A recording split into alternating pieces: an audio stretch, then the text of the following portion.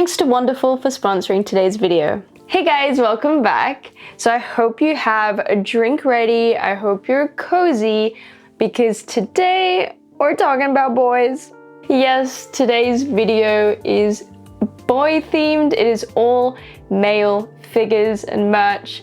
Now, I'm not a big male figure collector. I think like 95% of my collections are girls. I don't even really know why. I just think girls are prettier, girl figures are generally prettier, and girl outfits are generally prettier.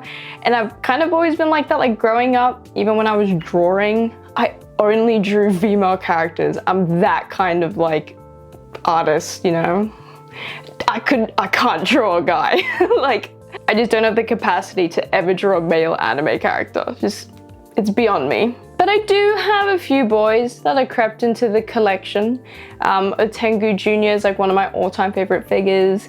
He's a boy. A Tengu Non-Jr. is a boy. I've got some Fate boys, Gilgamesh, and Aussies in here. So, you know, there's a few around. They're few and far in between, but there's a few. So today, I'm almost gonna double the number of male figures I own with this haul, but I'm very excited to. So yeah, let's dish. We're so quick to get to something cringy. All right, first boy in the hot seat tonight is a fan favorite. It is Kyo Soma from Fruits Basket. This is the 1/8 scale painted figure by Kotobukiya. The availability of this figure was really weird. It was like only available on the Crunchyroll store, and you had to, so it means you had to like live in the US to get it. So it was a pain for a ton of people to get this. His retail price is 8,900 yen, which makes his aftermarket price that much saucier. When he first released, his aftermarket price was nuts because the Crunchyroll store sold out, I believe, and like he was going for like $400, $500. It was insane. On the My Figure Collection page now, Solaris is still trying to sell him for 62,000 yen. But I think realistically, like he maybe goes more for like $300 US. But there are some people trying to sell him for like 500, which is like, you're dreaming. But yeah, very odd way a figure was released. For a Kotobukiya figure too, because usually they're pretty easy to get, Kotobukiya figures. I got pretty lucky with buying him. I actually ordered him through a US shipping proxy directly from the Crunchyroll store when they restocked. So I did get him for a retail price, so I'm very happy about that. So now he gets to join my Yuki, which I already had from last year. All right, here he is, and you also get his cat form. He's pretty nice. It is about what you would expect for a 8,000 yen Kotobukiya figure.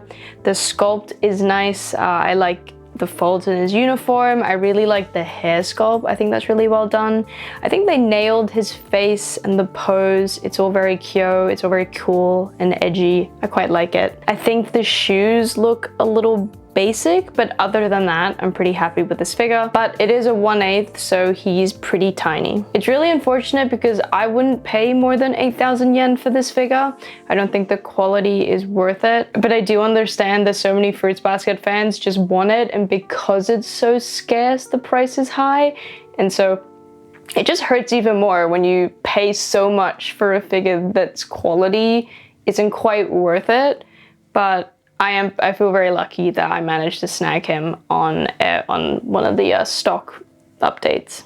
I will say, I think the Kyo figure is better than the Yuki figure. I think he's just serving a little more, like he's just giving more attitude. I think his little neck pose here is really like, yeah, I'm feeling it. I like it. I'm very excited to have the two of them together, finally. You'd think I'd display them in front of my Fruits Basket manga, but I actually display them over there because I film my B-roll in front of this bookcase, and I kind of don't like their navy blue uniform in the back sticking out instead of the nice rainbow. So they don't live with the manga, but now they have each other. No Toru though. All right, next up, we've got a whole team of boys to talk about. That's because I picked up the Haikyuu Nationals Arc Nendoroid Surprise Set. So these, I believe, are the first ever Nendoroid surprises. So a Nendoroid surprise retails for 1,800 yen, and they are essentially a Nendoroid blind box. They remind me of Nendoroid Petites because they're a little bit smaller than a Nendoroid, and they don't come with like different faceplates or accessories. But they do come with like a little random accessory. I don't really know, so we'll see when we open it. I did want to mention, when I was reading the Good Smile Company website about Nendoroid surprises, I really like this sentence where they say, "They're the perfect size to display on a shelf or to take with you when you go out." Which is really cute, this idea that like I'd take one with me whenever I go out. Like, is that a thing anyone does? Maybe for moral support, I could understand. All right, so it looks like we have a couple from every team. We've got Hinata, Kageyama, Kuro, Kenma, Bokuto, Akashi, and the Mia brothers. Yeah, these are really cute. I'm excited. Let's open them. So when you open it, inside you get a little thing. I got a little mobile phone with this one. And then under here, oh, this is Kenma. So he comes unassembled. He comes with his head, his body, and a Nendoroid easel. I like that you get an easel with it. I love displaying Nendoroids with their easel more than the ugly Nendoroid bases. Oh my god, there he is, little Kenma. He's actually so cute with his hands in his pockets. Oh, this is an adorable size. I really like these. All right, I'm gonna open another. I will say, when you buy the full set, like, opening blind boxes aren't as fun because you know you're just gonna get the full set. So it's obviously not a problem. It's just like you're not gambling anymore. So this time in the front, I got a little training bag and it's Bokuto under here. I feel like I ought to send this to Gwen. Here's Bokuto. It's really cute. I like how each of them has a different pose and it's actually really nicely detailed. All right, I'm gonna open the rest of the boys and then come back with my thoughts. I am a big fan of the Nendoroid surprises. I don't know how I feel about them being blind boxes, but the figures themselves are really adorable and cute. The figures are really nicely detailed for their size, and I love that each character has its own unique body pose and facial expression to kind of bring the character to life. The easels are definitely nicer than your normal Nendoroid bases, but I wonder if they could have just put a circular disc under the figures and that might be a little less distracting than the easel. The Hinata one is definitely my favorite. I love this little pose with this little face. It's so cute. I love these way more than I thought I would. So a normal Nendoroid is 10 centimeters and these are 7, and I'm a fan of this. If you've watched a few of my recent videos, I have been complaining that Nendoroids are getting too expensive and I'd love like a Nendoroid Lite or a Nendoroid cheaper version where I don't really go and repose my Nendoroids ever. I pretty much just pick what I like and they stay like that forever. So I'm down to buy a Nendoroid that has one faceplate, one pose that looks good, and then that's it, and I could save myself so much money. And I think a Nendoroid surprise is kind of that, except it's a blind box, which then means if you only wanted one figure from a set, you're kind of screwed because you have to just gamble or buy it secondhand maybe. There are Nendoroid lights coming out, so I'm curious if they make those for well-known figures. At the moment, they're only for like kind of B-tier anime characters that I don't even really know. But please, I want Nendoroids to be more affordable. The other thing with the surprises is all these other little things. So there's actually 24 of these surprise parts. And even if you buy the full blind box, you're only ever gonna get 8 of them. And they're always comboed with a different character, so like you don't know which 8 you're gonna get. Personally, I think these accessories are kind of pointless and they just look like choking hazards to me. I'm not sure what I'm ever gonna do with like a mini phone. I can't display them with a character. Like they're just a waste of plastic in my opinion. I think they should just focus on, you know, the little figure itself. Before we move on, a quick word from the sponsor for today's video, Wonderful. Wonderful is a subscription box that lets you receive various Japanese foods every month. Their snacks and ramen are sourced directly from Japan, and they scour the country to find the best culinary treasures for every box, letting you enjoy the authentic flavors from different regions of Japan. One cool thing about them is that their aim is to get you snacks that you can't just buy from your local Asian supermarket. They also use eco-friendly packaging, and they offer you a guide digitally. They offer various boxes containing a mixture of snacks or ramen depending on what you're into, and they've been kind enough to send me one to unbox today, which is great because I'm starving. Oh my god, that looks so good. I already see Kalpis. I am such a Kalpis fiend. We have Kalpis marshmallows. I did not even know these exist. Kalpis is like one of my favorite drinks ever. And there's a marshmallow version. I'm gonna have to try one. Oh, they're so good. Tastes just like a Kalpis. Oh, I wish there was more. Each box comes with a QR code you can scan to learn about all of the snacks in the box. Oh, there's so many good things. Like everything in here, I'm like desperate to try. Oh my god. There is such a good selection and variety of snacks. I can't even decide which one I want to eat on camera. Also, it comes with a cup noodle that I'm absolutely gonna demolish later. You can use the code Daijoububu to get $25 off of your first order. If you're interested, check out the link in the description below for more information. Currently, they only ship to the US and Canada, but they do hope to support more regions soon. Thanks again to Wonderful for sponsoring today's video and keeping my tummy happy. Alright, but how can we really know how good the Nendoroid surprises are without comparing it to an actual Haikyu Nendoroid? So the next boy we have is Nishinoya. This is one of my favorite Haikyu boys. I really like Nishinoya. I love that he's a Libra. I love how feisty he is. He's like one of my favorite characters. I feel like I resonate with Libero players because I play some social volleyball, and Libero is like kind of the only thing I can spec into because I'm really bad at jumping. I've learned about myself. I'm really bad. I don't jump very high, so I can't really do much at the net. So it's behind the net and hoping to receive some tough spikes. Also, shout out that this was such a lovely gift that was sent to me from a friend.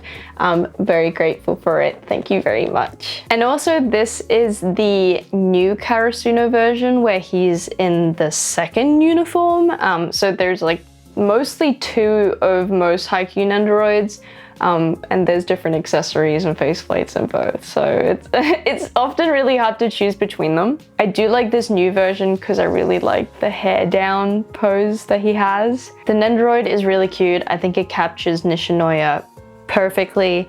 He comes with 3 faceplates, a normal smiling one, a serious one, and one with kind of like closed, little bit embarrassed eyes. I think that one's my favorite. Of course, you can pose him receiving the volleyball with his hands in digging position. He comes with a volleyball, and like all the other Haikyu Nendoroids, he has the special court base, and he retailed for 4,200 yen. This was back in 2021. God, I wish Nendoroids were 4,100 yen now. I think he's really cute, and I'm happy to have one of my best boys that aren't in the little surprise lineup here. I forgot to mention when I was talking about the Nendoroid surprises, Goodsmile Company have announced that their next Nendoroid surprise box will be Jujutsu Kaisen. Oh, I'm pretty confident that I'm gonna pick it up. I do really like these. I have a few of the Jujutsu Kaisen Nendoroids. I had the Yuji, the Nobara, and the Gojou, but if I buy this Nendoroid surprise set, I think I'll just sell those and keep the surprises instead. I like that they're smaller, I like that they're cheaper, and I kind of want the full squad, but I don't want to buy the Nendoroids for the full squad, so looking forward to that. So speaking of Jujutsu Kaisen, the next 2 scales are of best boy, Gojou. If you're in the know about Gojou scales, then there's no doubt you know about both of these figures. This is the eStream Gojou 1/7, and this is the FNEX Gojou 1/7 figure as well. I actually bought these ages ago. I pre-ordered them and I was gonna do a video comparing the two, but then I never filmed it, and I feel like everyone already kind of talked about these and I just didn't have the motivation to film that video for whatever reason. And I just never unboxed them. I do this horrible thing where sometimes I don't unbox figures because I want to film myself doing it. And I don't know if you've noticed, but now I just open them before the video so I can just enjoy the figure and not have to be like, oh, but I have to film it. Like, I like the figures, that's why I buy them. So I'm trying to not be like that. And so anyway, with the recent season, which I hope we have the next episode coming out, given all the Mappa stuff that's come out. But yeah, with the new season, I got very excited. I remembered that I never opened these two figures, and so I did. So now, let's talk about them. So I feel like we should start with the eStream one. This one came out last year, I believe, and retailed for 18,000 yen. A lot of Gojou figures went up for pre-order at the same time, and it was this one and FNEX. They were both very expensive, and there was a lot of discourse about which one was better and which one everyone was getting. I was really interested in the aftermarket for this one, particularly because it's eStream, and he goes for about 16 to 18,000 yen, which is kind of like, he's held his value, so that's kind of good. I was kind of surprised.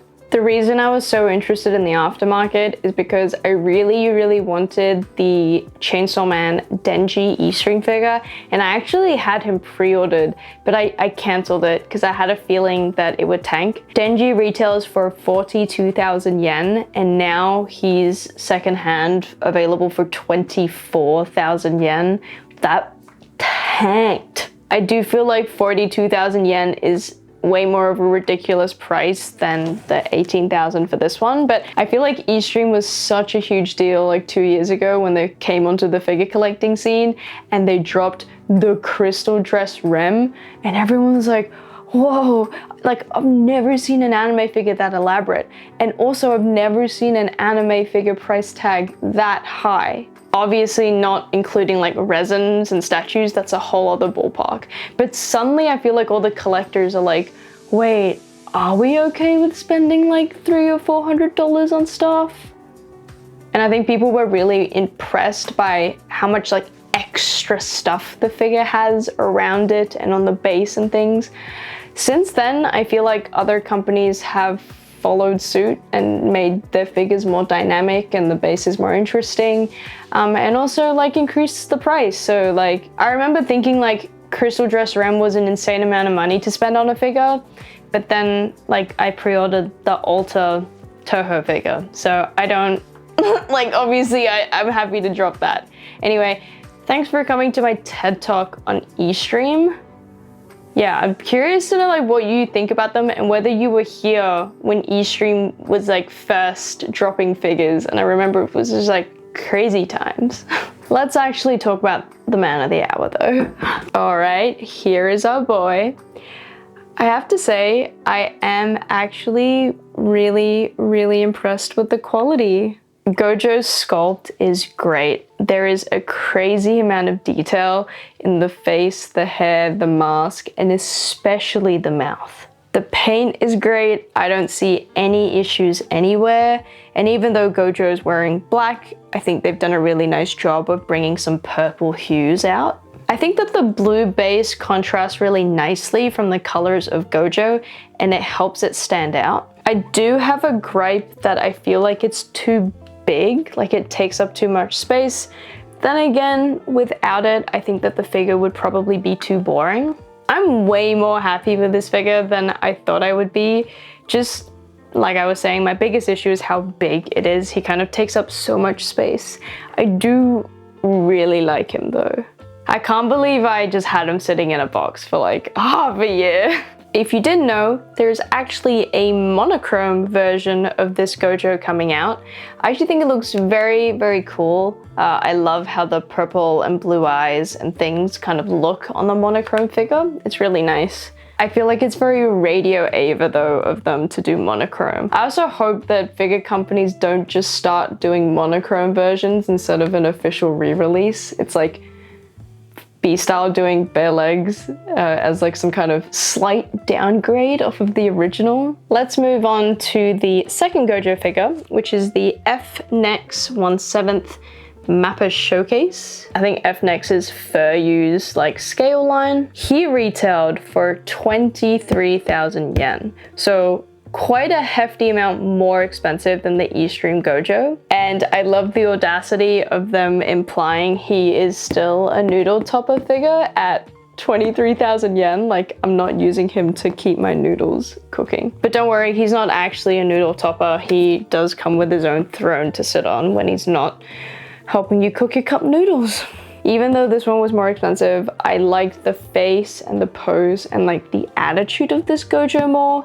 So I also picked this one up, but let's see what he looks like. All right, it's kind of hard to hold him, but here he is. Okay, I'm putting him down. He does not want to stay in his chair.